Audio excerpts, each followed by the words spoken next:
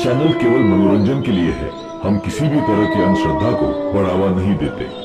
रात का सन्नाटा, सिर्फ हवा के ठंडे झोंकों की साए साए और दूर कहीं कुत्तों की भौंकने की आवाज। पुरानी हवेली की दीवारें चुपके से सिसक रही थी, मानो कोई अनकहा राज छिपा हो। तभी एक चीख ने सन्नाटे को चीर दिया। माँ, ये क्या जबरदस्ती है? मैं तुम्हारे कहने पर अपना कॉलेज छोड़कर इस खंडर सी हवेली में आ गई और अब तुम कह रही हो कि मुझे यहाँ 1 हफ्ता रुकना होगा। ये क्या पागलपन है? रिया, जो मैं कह रही हूँ उसे ध्यान से सुन। हाँ बोलो, क्या है? कल रात तुम्हें तहखाने में जाना होगा। वहां एक छोटा सा मंदिर है और तुम्हें बिना कपड़ों के पूजा करनी होगी। क्या? माँ, तुम्हारा दिमाग खराब हो गया है क्या? ये क्या बकवास है? मैं ऐसा कुछ नहीं करूंगी। रिया, तुम्हें करना होगा। ये हमारी खानदान की मजबूरी है। एक ऐसा राज जो सदियों से हमारी रगों में दौड़ रहा है।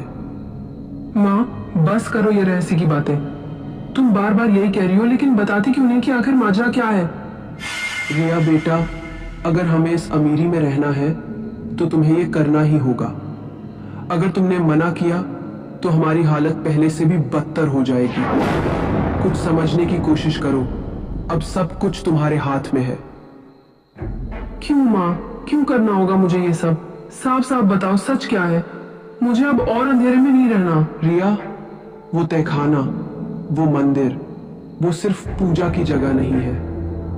वो एक सौदा है जो हमारे खानदान ने सदियों पहले किया था और अब तुम उस सौदे का हिस्सा हो। आखिर क्या है ये खानदान का भयानक सौदा? तहखाने में छिपा वो मंदिर किस अंधेरे रहस्य को समेटे हुए है? क्या रिया इस खौफनाक सच को स्वीकार कर पाएगी या फिर वो इस सौदे का हिस्सा बन जाएगी? आइए इस डरावनी सच्चाई का पर्दा उठाते हैं। 1930 की बात है। नाथुराम एक मेहनती मजदूर, जिसके पास बीवी बच्चे, एक छोटा सा परिवार तो था। खेतों में पसीना बहाता, दिन रात हड्डियां तोड़ता, मगर मिलता क्या? 2 वक्त की रोटी और वो भी मुश्किल से। उसकी जिंदगी एक बोझ थी, जैसे कोई अभिशाप जिससे वो हर पल नफरत करता। उसका मन चीखता था, क्यों उसकी मेहनत का फल दूसरों की थाली में जाता है? क्यों वो सेठ जो कभी उसके जैसा ही था अब महलों में रहता है और वो मिट्टी में सनकर भीख मांगने जैसी जिंदगी जी रहा है? एक तपती दोपहर खेत के किनारे एक पेड़ की छांव में नाथुराम और उसका दोस्त हरिया खाना खाने के बाद आराम करने लिए बैठे थे। चारों तरफ सन्नाटा, सिर्फ भिनभिनाती मक्खियों की आवाज और दूर कहीं कौवों का कर्कश शोर। नाथुराम का चेहरा उदास, आंखों में एक जलन सी थी। क्या नाथुराम, इतना उदास क्यों लग रहा है? उदास नहीं हो तो क्या हो रिया? दिन रात खेतों में हड्डियां तोड़ो और मिलता क्या है? 2 वक्त की रोटी, वो भी आधी अधूरी। और वो साला सेठ बिना पसीना बहाए महल में ऐश कर रहा है। ये क्या मजाक है? ये तो किस्मत का खेल है नाथू। इसमें हम क्या कर सकते हैं? किस्मत? साला वो सेठ क्या सोने का चम्मच लेके पैदा हुआ था? वो भी तो हमारे जैसा था रिया। ज्यादा से ज्यादा 2-3 साल का फर्क होगा। फिर वो कैसे इतना अमीर हो गया और हम अब भी कीचड़ में सड़ रहे? वो भी तो है, लेकिन क्या लेकिन? बोलना, टाल क्यों रहे? सुना है सेठ पिछले 2 साल में ही इतना अमीर बना है। कैसे? खुल के बता रिया। मैंने सुना है उनके घर के तहखाने में एक मंदिर है। उनके घर वाले वहां किसी खास पूजा में हिस्सा लेते हैं। किसकी पूजा? कौन सा देवता? कोई अजीब सा नाम है, मैंने पहले कभी नहीं सुना। कुछ माया काल रुद्र, ऐसा कुछ। तुझे कैसे पता है ये सब? पिछले सावन में मेरा पड़ोसी जो सेठ के यहाँ नौकर था, उसकी कुएं में लाश मिली थी, याद है? वो मेरा दोस्त था। एक रात नशे में उसने मुझे ये बात बताई थी। सेठ के तहखाने का राज वो कोई साधारण पूजा नहीं है। अच्छा, तो ये बात है। चल छोड़, हमारा नसीब कहाँ है साहब। उसने बात को टालने की कोशिश की, मगर उसकी आंखों में एक अजीब सी चमक थी। चल काम पे चलते हैं। दोनों खेतों में काम पर लौट गए, मगर नाथूराम का मन अब खेतों में नहीं था। उसका दिमाग एक तूफान की तरह उलझा हुआ था। वो तहखाना, वो मंदिर, वो माया काला रुद्र, आखिर क्या राज है? सेठ ने ऐसा क्या किया कि रातों रात अमीर बन गया? और वो देवता जिसका नाम तक कोई नहीं जानता, क्या सचमुच इतना ताकतवर है? नाथूराम के मन में सवालों का अंधेरा गहराता जा रहा था। उसे जवाब चाहिए थे, चाहे उसकी कीमत जो भी हो। क्या वो इस रहस्य के पीछे जाएगा, या ये जिज्ञासा उसे किसी अनहोनी में धकेल देगी? एक उमस भरी शाम थी। सूरज डूब चुका था और सेठ की हवेली के चारों ओर सन्नाटा पसरा था। नाथूराम अपने दिन भर के मजदूरी के पैसे लेने के लिए हवेली पहुंचा। उसका चेहरा थकान और गुस्से से भरा था। पेट में भूख और मन में सेठ की दौलत का रहस्य उसे खाए जा रहा था। हवेली का दरवाजा खटखटाने पर एक हल्की सी चरमराहट हुई और सेठ की छोटी बहन कमला बाहर आई। उसका चेहरा शांत था, मगर आंखों में एक अजीब सी चमक थी, जैसे वो कुछ छिपा रही हो। कमला भाई, सेठ जी कहाँ हैं? मेरे मजदूरी के पैसे लेने हैं। भैया और भाभी गांव गए हैं कुछ जरूरी काम से। अभी घर पर कोई नहीं है। तो क्या मुझे खाली हाथ लौटना पड़ेगा? मैंने दिन भर काम किया है कमला भाई, मेरे बच्चे भूखे हैं, कुछ तो दे दो।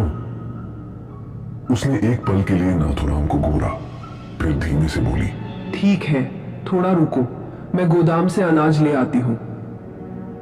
नाथूराम बाहर खड़ा रहा, मगर उसका मन अब पैसे या अनाज तक सीमित नहीं था।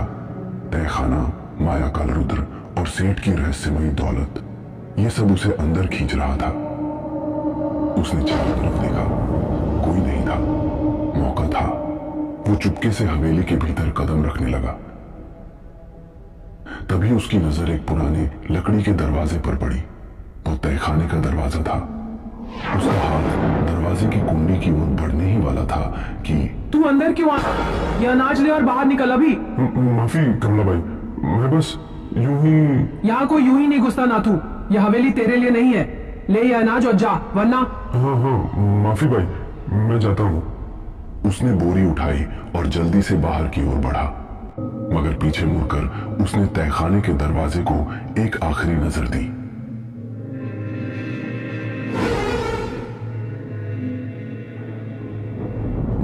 नाथूराम हवेली से निकला, मगर उसका दिल अब भी उसी तहखाने में अटक गया था। वो अनाज की बोरी कंधे पर लादे घर की ओर चला, मगर रास्ते में तहखाने का दरवाजा उसके दिमाग में बार बार उभर रहा था।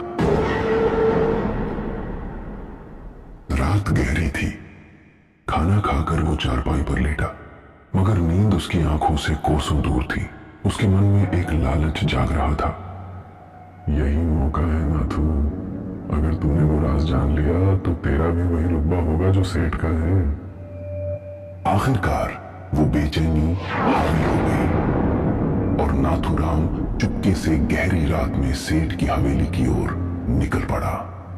गांव सो चुका था, चांद बादलों में छिपा था और हवा में एक ठंडी सिहरन थी, जैसे कोई अनहोनी की आहट दे रही हो। नाथूराम हवेली के पीछे के रास्ते से चुपके आगे बढ़ा। उसका दिल जोर जोर से धड़क रहा था, मगर लालच और जिज्ञासा उसे रुकने नहीं दे रही थी। हवेली का पिछला दरवाजा हल्का सा खुला था। वो अंदर दाखिल हुआ। तहखाने का वो दरवाजा, वही दरवाजा जो उसने उस शाम देखा था, अब थोड़ा सा खुला था। उसने हिम्मत जुटाई और धीरे धीरे सीढ़ियों से नीचे उतरने लगा। सीढ़ियां चरमराई और हर कदम के साथ हवा और ठंडी और बदबूदार होती गई। तहखाने में पहुंचते ही नाथूराम की आंखें फटी की फटी रह गईं। वहां एक छोटे से मंदिर में कमला खड़ी थी, निर्वस्त्र, अपनी आंखें बंद किए और हाथों में एक अजीब सी थाली लिए। थाली में कुछ था, शायद राख या खून। उसके सामने एक मूर्ति थी, पत्थर की, मगर इतनी भयानक कि नाथूराम का खून जम गया। मूर्ति का चेहरा मानव जैसा नहीं था, आंखें खोखली, मुंह में नुकीले दांत और हाथों में कुछ ऐसा जो हथियार जैसा लगता था। मूर्ति के चारों ओर दीपक जल रहे थे। कमला मंत्र पढ़ रही थी। उसकी आवाज गहरी और गूंजदार, जैसे वो किसी और दुनिया से बात कर रही हो। इच्छा में सिद्धिं कुरु। ये क्या है? ये कोई देवता नहीं है, ये तो राक्षस है। सेठ के लोग इसकी पूजा करते हैं। नाथूराम की नजर मूर्ति पर टिकी थी। तभी कमला की मंत्रोच्चारण रुक गया। उसे कोई आभास हुआ। वो धीरे से पलटी। उसकी नजर नाथूराम पर पड़ी और उसकी आंखें डर और गुस्से से लाल हो गई। नाथूराम, तू यहाँ क्या कर रहा है?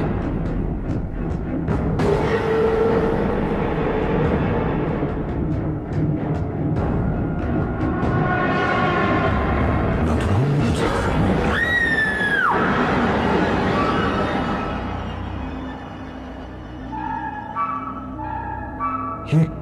ये क्या कर दिया मैंने? क्या अब नाथूराम इस सौदे का अगला हिस्सा बन चुका है, या फिर वो कुछ ऐसा देख चुका है